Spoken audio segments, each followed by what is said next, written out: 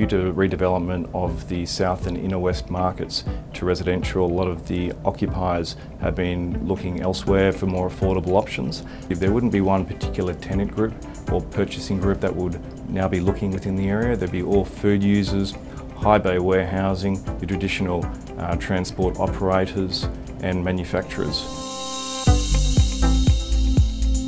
There's been a lot of private and government infrastructure and money allocated to the area. You've got sites such as the Moorebank Intermodal, which is a complete game changer for the area. There'll be over 1 million containers that can be unloaded per year. Then Bankstown Airport, which is a centralised airport and hub to the area. They're building a large business park within the airport that will accommodate 10,000 plus square metre users. The other big thing, and probably one of the largest government infrastructure spends, has been on via the M5 motorway and the other transport hubs around, with the government allocating just on the M5 $400 million. Advertising mediums such as social media, firstly, would be a big thing that's changed, putting things on LinkedIn. Utilising all web portals is probably where most of the inquiry comes from now. But you still will use traditional uses such as signboards, print advertising for the correct property. LinkedIn, I think, is it's a very powerful device at the moment for getting properties out there. For example, I placed a property on that was for sale, and by that property I got over 5,000 people that had looked at it. On the back of that, I then got about 12 inquiries that people had sent me emails requesting the IM for it. So look, it's free advertising that you don't have to pay for and you don't have to call.